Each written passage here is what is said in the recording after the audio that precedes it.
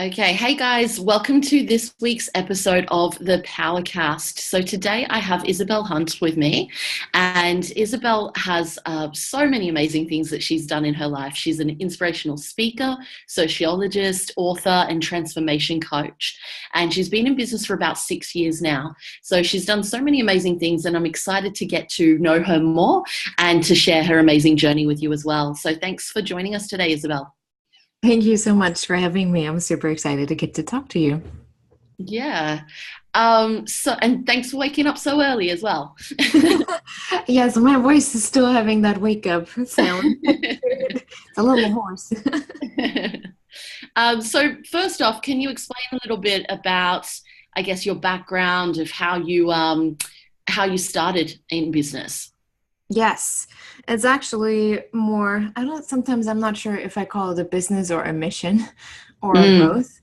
And the reason is because the way I started this whole thing was when I was 12 years old and I had a prophetic dream in the middle of the night. mm, I'm originally from Germany, so English isn't yes. my first language at all.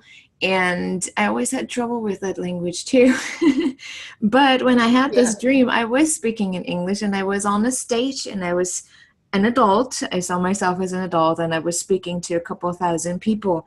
And I wasn't nervous at all. Mm, Like, it didn't freak me out. It just felt like something I would do every single day. And that just cool. stuck with me. And as we all know, how things manifest. At that time, or a couple years later, actually, it was about 2 or 3 years later, I met my first real American. And when I heard him talk, I knew exactly that this is what I heard in my dream, that this is where I need to be going. And I always heard Mm, something in my mind that said, if you want to create a big movement, you have to go to the US because everyone knows what's going on in the US. Nobody knows in the US what's going on outside of it. But it's quite interesting to actually experience it when you live here, how true that is, actually. mm, Very yeah. interesting. But when I was 18, after I graduated high school, I came here for the first time. And when I came here for an exchange year, I was like, it feels like home. Was I maybe adopted? Like, this feels like where I need to be, where it should be, where I should have been all along. Obviously, it Mm, was a joke about the adoption. I wouldn't yeah. necessarily tell my parents about it. But I don't think they would like that much. But Yeah. it was quite interesting having to go back. I really felt like I lost that dream. Having to go back to Germany and getting my degree, I felt like something I lost on the way. I was supposed to be over there. I'm not supposed to be here. So I kind of drove myself into that negative mindset to I should be there, Mm. I should be there, I shouldn't be here. And I started studying economics, which, well, I got kicked out of university after 2 years. So those who live in Europe know that that's a big deal because, well, you're not allowed to study anything, or I'm not allowed to Yeah. study anything with economics in Switzerland, Austria, and Germany. Any Mm, German speaking country. I don't know how long that yeah. lasts. I think after 10 years I probably could do it again. I don't know. But I started with Okay. sociology and psychology, and that's where my background comes from. Um, Okay. um, I'm a sociologist, and I always was interested in the behavior and the mind and how human beings work. I've started reading books like those in when I was 12, 11, 12, 13, when my dad started studying because I grew up behind the wall. So he wasn't allowed to study anything during the time of communism. But when he was able to Yeah. do it, I was like, give me your books. I love your books. Mm, I want to study the psychology. And that's kind of how I got into the whole mindset and the people mission. But mm, then yeah. after I graduated, I came back to the US, not really knowing how I'm going to do it, how I'm going to stay here, how this is going to work out. I just literally trusted that God would eventually open a door. And there were so many ups and downs. I moved from New York to San Francisco. I worked for people that lied to me, that betrayed me, that there was Mm, discrimination involved. At some point, I ended up in the street, not knowing where I'm supposed to sleep the next night. But interestingly enough, there mm, was always someone somewhere that wanted to help me, strangers that paid for hotel rooms, that paid for food, people that let me stay with them to take care of their children for free. And I was able to just like, I didn't even have to play with their children or anything. They were just like, just be okay with Yeah. it. We're going to figure something out for you. And Yeah. then I moved to Indianapolis. That's where I met my now husband. Back then, he didn't want to be my husband, so that was another problem. I was like, okay, at some point, I just need to go back to Germany because this is not working. I got into the university here and I didn't have $60,000. So everything I tried, like everywhere, I figured this is where I'm gonna go. This is how I'm gonna do it. It just kind of belly flopped and like, oh gosh, I don't know. I had to Mm. go to Canada, and it was really interesting looking back how little I trusted my intuition in where I knew I was supposed to go and what I was supposed to do and where I was supposed to trust. I just didn't have that kind of Mm. trust because I'm also very independent. Warriors tend to be very Mm. independent. And so I didn't want to listen to that inner voice. And Mm. right before everything seemed to be crashing down on me, like meaning I had to just bury that dream and go back to Germany, my husband came, or my boyfriend came to me and said, I can't let you go. I'm worried that we do anything illegal, but I really want you to stay. I know you're supposed to be with me and I love you. And so 2 weeks later, we got married. We're still married after 8 years, happily. Yeah. Well, Now we have a little awesome. boy too. He's 5. But he kind of Yeah. pushed me further into what I do today. Literally, he said, Yeah. you need to do something that really drives you, that you're passionate about. And somehow through a friend, like how things always show up in our life, right? And when you actually listen and learn to see things, a friend of a Yeah. friend came to me and he said, I don't know if you're really good or not good, but if you're meant to do the counseling, I think it's too problem oriented. You're too much in the loop, in the down cycle of people. I really think coaching would be Mm. something that you should look into. We have this program in Chicago Yeah. for a whole year. If you want to take a look at it, it's one weekend a month, something. And it's like, all right, I take a look, but it was a lot of money too to pay for it. And my husband was like, if it's meant to be, we're just going to trust that the money will be there and we're going to make it work. And he went with me for the first time and he said, if that's not what you're going to do, I don't know what you should do. And what it is, the difference to that coaching program is that it's ontological, meaning that it's more based on a spiritual, not a religious, but a spiritual mindset, Yeah. like really getting so deep to connect to your soul. And that broke me in a good way, but it broke me. Yeah. I had totally identity crisis. Oh, like I'm lost. I don't Mm. know who Yeah. I am. Like, oh my gosh. Um, Yeah. Yeah. but at the same time, they built me back up, and I started to understand my gifts that I have, being an empath, being highly, highly sensitive. I have very unique, interesting gifts that I can use Mm. when I work with clients, but also helping other visionaries and world visionaries, the empath, the gifted people to understand how to use them for a greater good, to really use them in service of not just yourself and creating a business, but also in service of a world society. Like they think on stages, on world stages. Like that's how they just experience the world. We're not really good with details.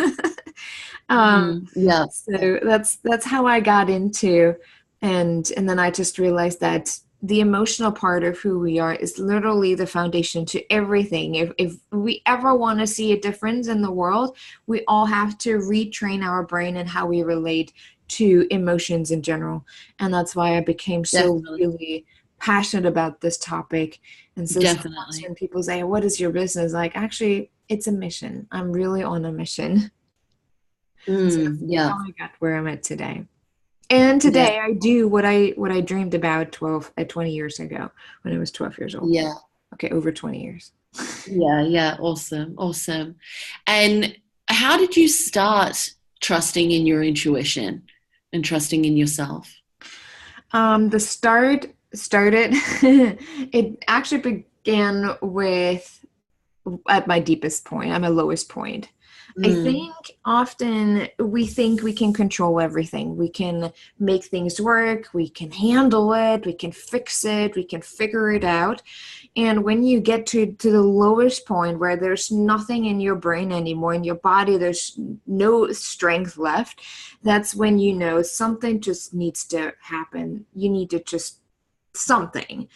And that's Mm. when you start to really listen, that because there's nothing left in your head. And I'm sure all of us have been to that point at some point in our life, where there's nothing, like you have no ideas anymore, there's no creative spark left, there's no strength in your body, you're just tired and exhausted, so there is nothing in the way for you to actually hear that whisper, the soul Mm. whisper.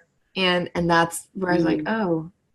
oh, there's actually more. There's something else that can Yeah. actually guide me, and I didn't even listen. So it was the Yeah. lowest of the lows, where I really had to acknowledge that there is something like intuition, something bigger. Even though I grew up in a Christian family, so I grew up with it knowing that there is a God, but it was just a different understanding of what God is and who God is and the spiritual part of it, the universal part of it. Mm. It was just a different Mm. feeling about it. Yeah, definitely, definitely. And I think as well, and I love that you mentioned about the whisper and all of that, because that's what I've like. I really focus on that a lot, and have that's come up in videos that I've watched recently as well. Mm. Um, but I really think through my journey and the work that I do with clients as well, I can relate to everything you're saying around. What I'd like to add to that is that when we're so busy and when we are just doing all the time, we can't hear that whisper. And Yes. the whisper or the intuition might pop into our head, but we kind of push it down and just keep doing. But when you slow down and actually tap into your being, you can hear it and you can hear everything you want and you Mhm. can actually listen to it and take action from that place because you have the energy to be able to do so. Yes, I absolutely agree with that. Mm, yeah. So, how do you, because you obviously, from the way you've been talking and what I know about you, you sound very spiritual and in the work that you do. Mhm. How do you match the spiritual visionary stuff, which is kind of like, our crown chakra going up to the universe?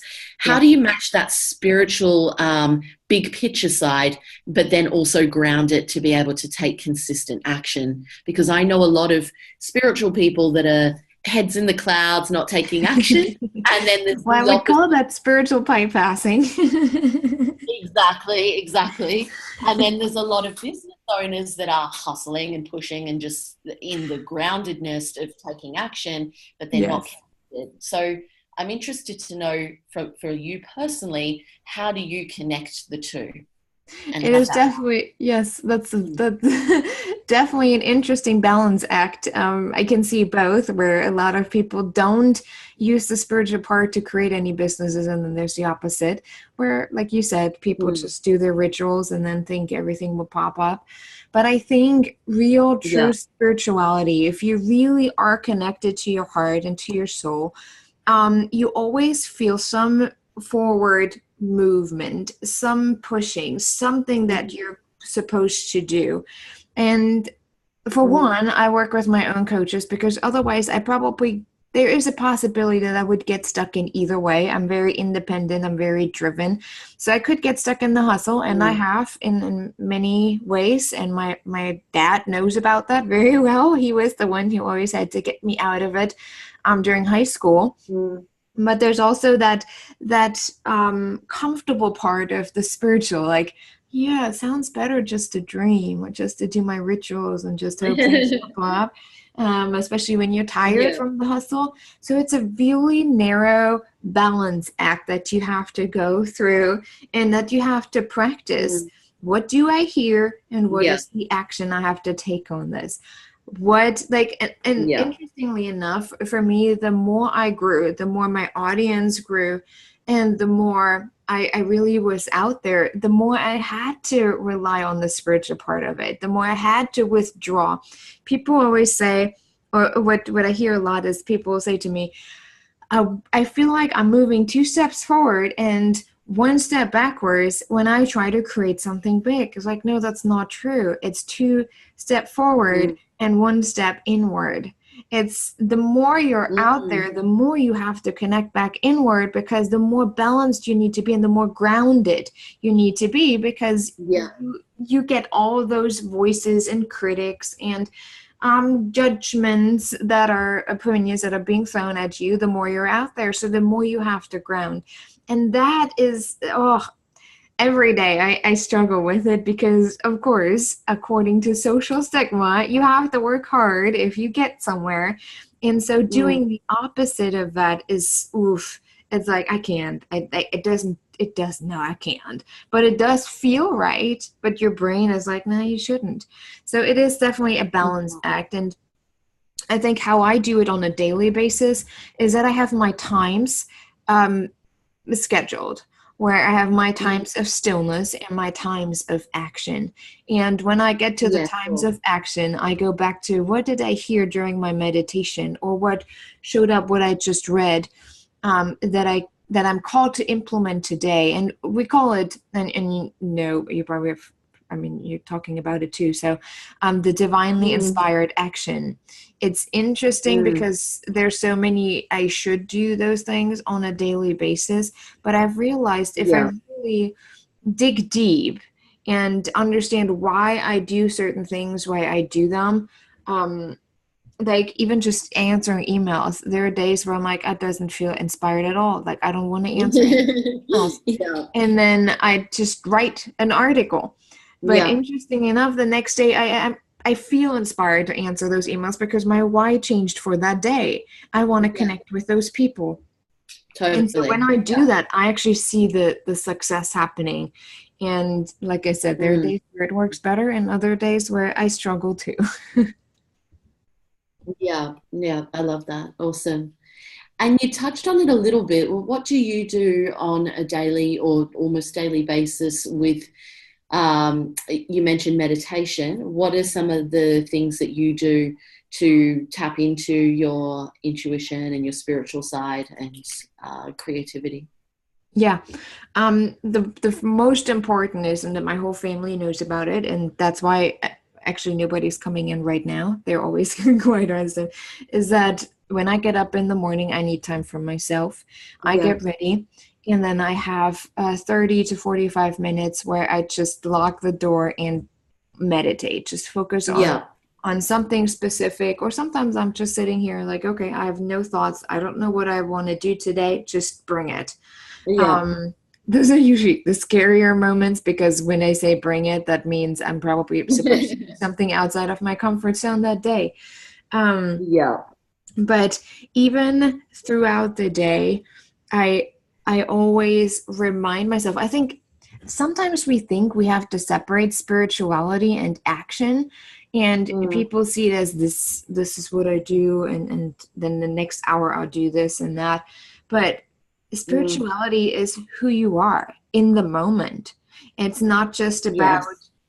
a certain time of the day. There's specific Exactly. things that help you to connect deeper, different exercises, Mm. but it really is just who you are in the moment. So I take it every day, like, who am I right now? How do I want to respond to certain things coming from my essence? How do Mm. I want to experience the world? I think spirituality is often about choice, the Mm. choice in how we want to see the world and how we want to connect with people on a deeper level. And so every day I choose, how do I want to respond to my son right now when he feels angry? How do I want to Yeah. respond to the person at the grocery store? And so those are Mm. internal spiritual actions that I take every single hour of the day. Sometimes I'm more aware depending on how stressed I am because I haven't taken care of myself or ignored certain signs. Then usually Mm. you tend to not be so much aware, and you just go by and you just, oh, whatever, today it just sucks. But most of the Yeah. time I really do choose to have that awareness. And I get Yeah. overwhelmed very easily when I'm with people. I'm this intro extrovert, the ambivert, who is every test is in the middle. Like no matter what test I do, it's always in the middle. So there's not Yeah. really a definition or a label that I want to or can put on myself. But because I get so overwhelmed with things that come at me, I have to be more aware if I don't want to fall into bed at 6 o'clock at night and say, Mm. I'm sick. I can't handle the world anymore. So I had to Yeah. learn to and practice to make it a routine to really be present. Yeah. Awesome. I love that. And it ties into what I always say. My definition of self care is it's not going for a massage or going and getting pampered or doing anything. It's within my being. So self Yeah. care to me is listening to my mind and body and giving it what it needs in any given moment. Yes. And I think that ties into self worth as well. Self worth is basically knowing that loving and accepting all parts of yourself as a whole. So it's not Yes. going, oh, I love these parts of myself, but that's like a negative or that's a weakness or that's a flaw. It's like loving all of yourself as a whole because you're not broken. Right. Mm. And it doesn't mean that we can't improve either, that we just have to Of accept course. whatever we show up as, right? Yeah, yeah. But I think what a lot of people misunderstand, especially to nowadays, there's this whole conversation about self-care is not biblical and blah, blah, blah. Um, where it really, when you do connect to that place of your heart, there is Mm. nothing self-centered around it because you always come from a place of connection. If it's Mm. with yourself, I say to people, if you're trying to find a partner in life and you have so many things that you're so unhappy with in your life, you will always look for that person who will fill the hole. And that's Yes. why that self-care is important and why that connection is so important. And you Yes. automatically want to improve. You don't just want to be okay with, oh yeah, that's a flaw, I'm just gonna accept it and people just have to deal with it. Yeah. Not that's not exactly what we're talking about. I think that's often hard to to wrap their mind around for people who listen to anything that has to do with spirituality. Mm. And I think that's a really good point. Because when you're not connected within yourself, like you said, you will find that with someone or something else, Mhm. which is why I think so many people are addicted to social media or binge watching Netflix or drinking alcohol every night or in a relationship that they're not 100% happy in because they're scared to be alone. It's like if you don't heal that wound within yourself, you're constantly going to try and find that connection Yeah. from someone or something else. So yeah, that's a really good point. Yeah. um, I'm interested to know as well, how did you get into speaking, and can you talk a little bit about what you've done in that area?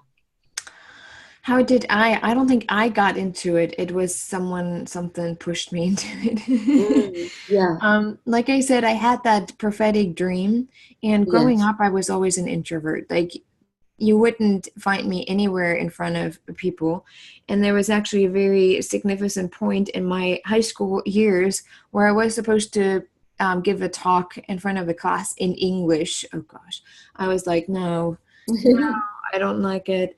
Today it comes naturally, but it was a really huge humiliation because I had an absolute meltdown in front of a class. I was literally paralyzed. I was crying. I was begging to be able to postpone this talk. And I never Mm. saw myself at that point on stage because I really like, I was like, it's not for me. I always freak out. I'm worried that I forget the words. And I was always afraid that I would have to endure this awkwardness and embarrassment again, especially on a bigger stage. But once Mm. I turned 18, I don't know what it was, but something happened when I turned 18 that suddenly I found myself being an extrovert. I loved connecting with Mm. people. And it was like someone switched a button I don't know. I can't even explain it. It just suddenly was there. And especially when you leave on your own and you know that you've been traveling a lot. But when you're Yeah, 18 and you leave the country and you go overseas, so you're really far away from that safe space that your parents gave you for so long, you don't really speak the language. There's yeah, something that just changes inside of you where you suddenly, maybe it's your the survival instinct that pushes you to heights that you never even thought you could go to, but you have to start mm, to stand up for yourself because nobody else does. Nobody is around you to help you.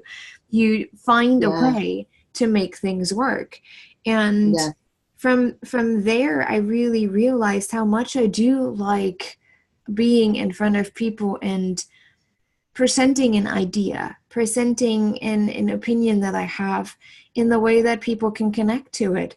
And over time, mm, especially when I came back or when I went back to Germany and I started my studying, the one that I actually really like to do, I realized that I rather was talking in front of a class and held a talk than mm, writing papers. And so I just chose that over and over. yeah, And there were a lot of classes where I had to do it in English. And because of my experience here in the US, I felt confident and I was ahead of others. So I think that's how I established the confidence speaking in English, mm, because there were a lot of people in front of me that didn't understand a word of what I was saying. And it felt yeah, good to me. You know, it's kind of like I have something that you don't have, and it's kind of like how I created the confidence around it. But when I came back mm, for good, it just presented itself. People were like, hey, your story is really interesting. I want you to talk to my students. I want you to come and um, to speak at this church about what you just did. And that's just how mm, I kind of slipped into it. You know, when you're called to do something, at some point there's yeah, no way that you can avoid it. It's just yeah. someone comes with the Start hammer showing and up. is like, you know, you're supposed to do this and you can't avoid Yeah, it. yeah, awesome. And so, what advice would you give someone who is maybe facing some obstacles or blocks at the moment? They know what they'd love to do, but they're scared to put themselves out there. Oh, just do it. Just jump. Especially if you're scared. Like there are often reasons why you're scared to put yourself out there. And I think it's time, if that's the case, then it's time to take a look at those stories and those belief system that keep you from putting yourself out there. Like for me, I have interviews, and I mean, so far I've been doing close to 100 interviews just over the last year and a half, which includes TV, Mm, radio, and podcasts. So mm. people sometimes ask me, is there anything that I shouldn't touch on that you don't want to talk about? It's like, no, like there's not really a secret about me. I wrote a book where I talk about a lot of what I've gone through.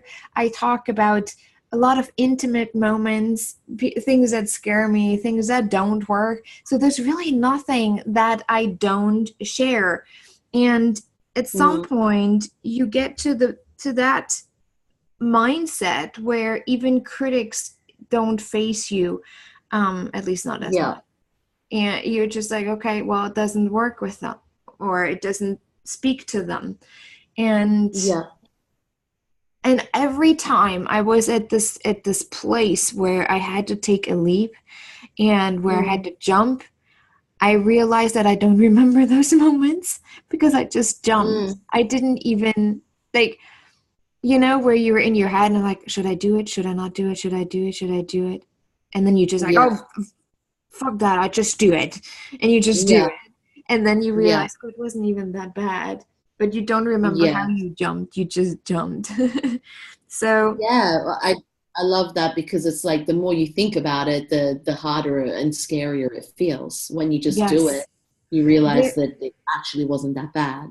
right. And I always think, you know, there's nothing special about me. I'm unique in who I am, but there's nothing special about me. Other people struggle in similar ways Mm, or in different ways. It doesn't matter. We all get to that point. So for me not to get out there and not to speak up or do what I love to do, Mm, I just hurt myself. mm, You know, it, I don't even, sometimes people say like, what is the exact step that I need to take to get out of this funk? It's like, there is not really a step. There are not steps that you need to take, because it just depends on if you're going to take steps. Any kind yeah. of step. Just choose something, one thing at a time, that brings you closer um, to jumping the big jump. And Yes, definitely. like, for example, just Yeah. envision that picture. You're standing on a wall. The wall is pretty high. And you're standing up there and you're looking down. It's like, dang, that's too high. I can't jump.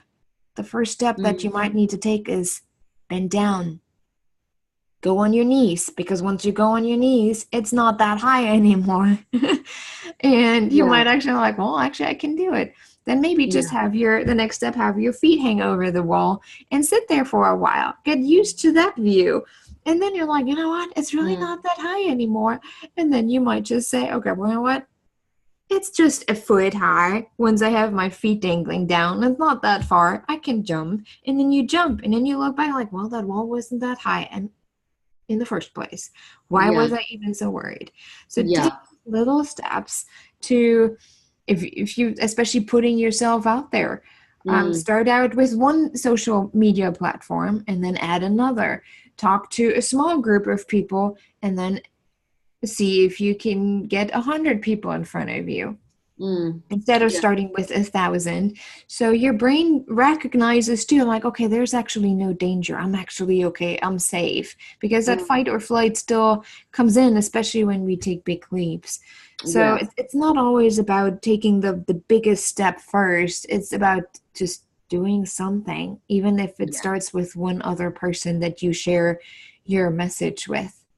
And I think that's Exactly. where a lot of people already stop. They have this mission, they have this message in your head, they are passionate about something, but they don't even talk to anyone about it, not even their spouse.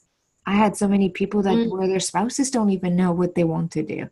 It's like, well, yeah. that Well, might be the first safe space to start out with, and or even just and yourself. if we tie exactly, and if we tie that back into the intuition and what you were talking about before, the more you talk about what you want and your vision and your mission and the Mhm. things you want in life, then you're going to attract that in, because not only is it what you're focused on, but then people will be drawn into your life by telling them about it. Yeah. I know for me lately, I'm stepping more into the spiritual side of things, in doing ritual and ceremony and inner power and things like that. Mhm. And it's something I wouldn't have even spoken about probably 12 months ago. And I'm attracting all these people into my life that are interested in the same thing. But if you're not focused on it or having these conversations, then you're not going to attract the people and the opportunities in. Right. Well, and the psychological, scientific reason, it's not even just the spiritual thing of it, but you always try to find confirmation for what you think is right in your head. Like if you Mm, think about, oh, this is people gonna judge me about that, and I'm not supposed to do this, and I can't do this, you will always look for confirmation on the outside why this is true, why you should not be mm, doing that. And the more you talk about it, the more it becomes real to you, the more it becomes something that comes natural to you. And then you start to look yes. for those confirmations. You only listen to people, or you start to listen more to people who confirm that, hey, it's actually a really good idea. Where there's Mm, still the same amount of people who tell you, no, it's not a good idea, it's total crap, you shouldn't do that. But because your focus is different, you don't even hear them anymore.